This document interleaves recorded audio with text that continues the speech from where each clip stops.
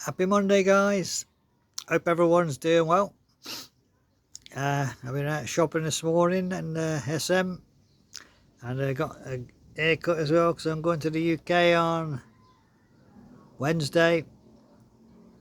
Haircut in the UK costs about £20. This is about 1,500 pesos, so it's cheaper to get it done here. 200 pesos. Hey guys, I just want to talk to you a little bit more about childhood memories. So I've just thought of a few more. So here we go. The first one, I remember when I was in the army barracks. We lived in Colchester. My father was in the army and we stayed in Colchester Army Barracks, and we used to go out. There was a field in the countryside there, and we could see a lot of flames coming up. It's where the fields was burning the stubble of the field after harvesting all the corn. So they used to burn the field, and we was excited. A lot of kids was running across the field to see what was going off, and I was running, and all of a sudden I got a big black bit of soot in my eye and I couldn't see. I ran home. I said to my dad, "Oh Dad, I'm blind, I can't see out of his eyes, so he give my eye." And he dabbed it with some water and that, and then he made me a little patch to put on my eye out of a cardboard box that was holding biscuits. I always remember the biscuits was called Osborne biscuits. A few of the older people might know about those Osborne biscuits. They used to come in a cardboard tube, you know, like the Pringle one. It was a bit like that. So my dad cut out the bottom and made an eye patch for me. So when I went to school next day, I looked like a pirate. I looked like Long John Silver out of Treasure Island. And all the kids were tormenting me, saying, "Oh, look at him, look, he's like a Jolly Roger pirate." And then over time, there was an experience with my sister Ellen. I think it was in the same place, Colchester. We went to this little lake. And there's a little pram, an old pram. And everyone said, "Someone's got to get in there, make it like a little boat." I thought, well, I'm not going in there because I can't swim. But in the end, it sank, so no one got in there. But on the way back, was walking, and the path was like a gravel path, like shingly little stones. And there was a man behind us on a bike, and he had one of those, you know, they're called sou'westers. You know, it's like a nylon waterproofs. You know, like the fishermen have. It's a yellow hood and a yellow jacket and yellow trousers. You know, when you go fishing at sea, you wear the yellow outfit. I think it's called a sou'wester. Anyway, I was in front and I was looking around, and my sister says, "Oh, I think that man's following us." So I got scared. So I started to run, and I kept looking back. I was running. I thought, "Oh, maybe the man's going to catch us." And he was only trying to get by on his bike. So the faster I ran, the faster he pedalled, and I thought, "Oh, he's definitely chasing us." So I was running like this. And then I fell over and skinned my nose on the gravel, on the stones.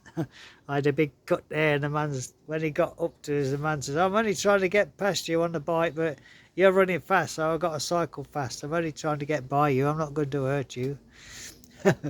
So I ended up with a big cut on my nose there, like. And yeah, my sister always used to scare me like that. I remember one time we had our one and only holiday in 1966, because we was poor. We couldn't have a holiday every year. So I remember we had one big holiday in 1966 in Ryde on the Isle of Wight. And it was a nice experience because we were all excited.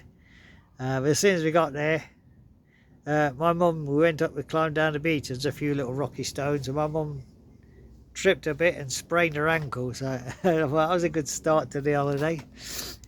Then my sister she wear little short pants, and she went red as a lobster. She got sunburn on her arms, sunburn on her legs. And it was really painful for her, you know. And I always remember we went on the beach and there was some little donkey rides on the beach, and we was begging for my dad to let us go on the donkeys because I used to like horses in them days. And we went on the donkeys. Then there was a man selling little captain's hats, you know, the sea captain of a ship. I said, "Come on, Dad, can we buy a hat? Buy us both, me and Kev was little twins then, and he had to buy us a hat, captain's hat, sea captain." So yeah, he was spending a lot of money on us too there. Yeah, we had a nice time there. We always remember that because it's the only time we ever had a holiday. I remember I used to go to a Catholic school then called St Augustine's. I like to take a note, and for the teacher to say we're going on holiday, you have to have permission. So when I gave a note to the teacher to say we're going to go on holiday, he said, "Okay." And he said, "Oh, great." He says, "Can you put me in your top pocket and take me with you?" Yeah, so that was that one. And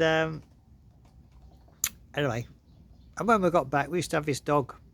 He was a nuisance. So every time he used to chase cars, he's fascinated with cars. He used to chase them, motorbikes and buses, and he used to try to bite the wheels. So one day my dad said, "Oh, we've got to try to get rid of him."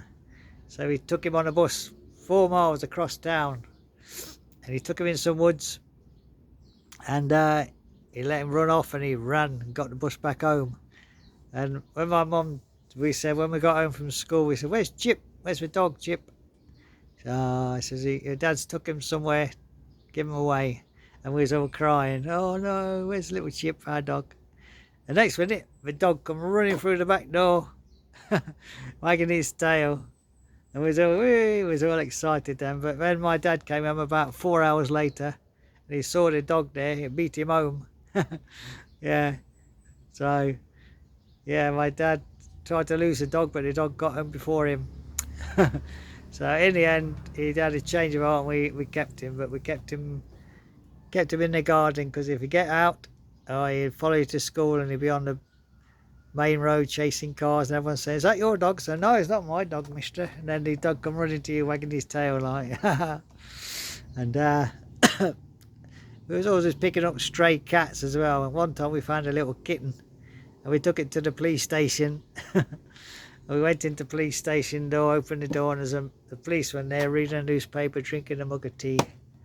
And he says, "Oh, mister, look, this cat is lost. Can you look after him, please?"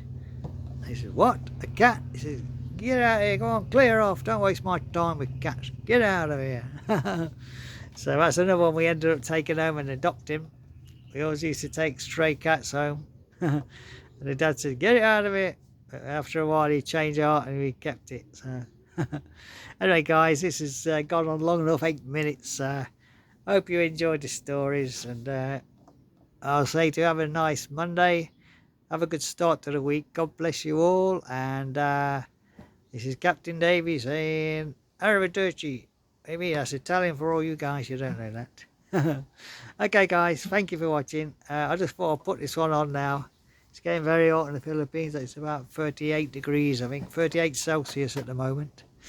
We're flying off to the UK on Wednesday, so she will have some more cooler weather.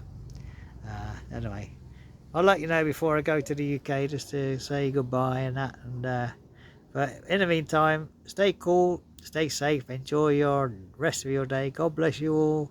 God bless you more. Bye bye now.